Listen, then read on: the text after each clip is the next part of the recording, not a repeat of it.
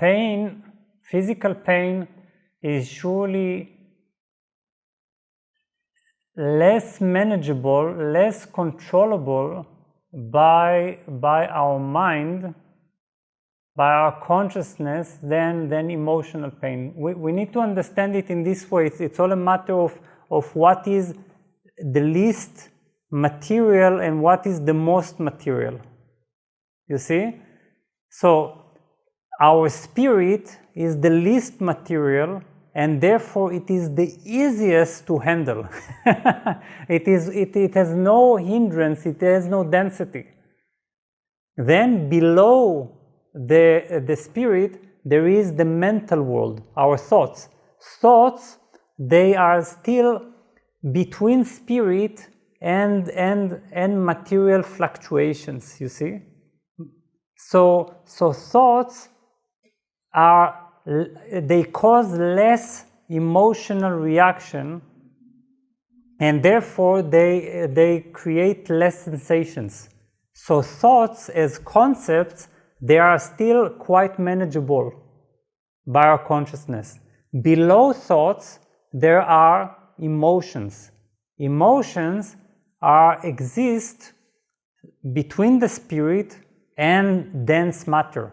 They are already closely related to feelings, to sensations, and therefore they are more complicated to handle, and still they are much more manageable than physical sensations.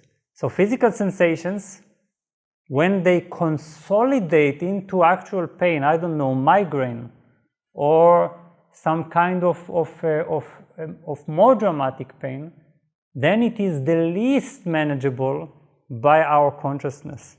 Therefore, those who can remain completely present even when there is pain, this is already an indication of highly advanced practitioners, highly advanced yogis.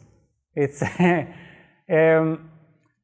these kind of yogis, they show us that it is possible to be dying of cancer when cancer is spread throughout your entire body, and still reject morphine and remain smiling and present until they breathe their last, you see. So we have complete evidence that it is possible to remain in this all-inclusive, compassionate state, universal state, even when there is the worst type of pain imaginable. However, this requires more mastery. Generally, I would say it is first of all very important to make sure that we are as pain-free as possible, and for that we need to live in an optimal way, in a way that doesn't encourage pain. Second, we need to make sure that we don't have psychosomatic types of pain, because they are controllable, you see. Therefore, we need to work on our emotional transformation constantly to avoid the consolidation of psychosomatic disorders.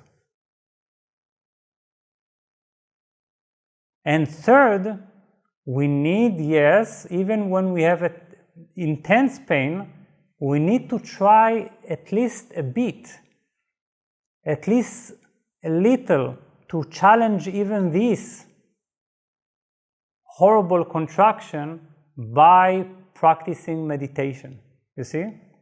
And sometimes meditation can dilute the density of the pain. Not always, but sometimes it can at least, there is some kind of spaciousness of body, airiness.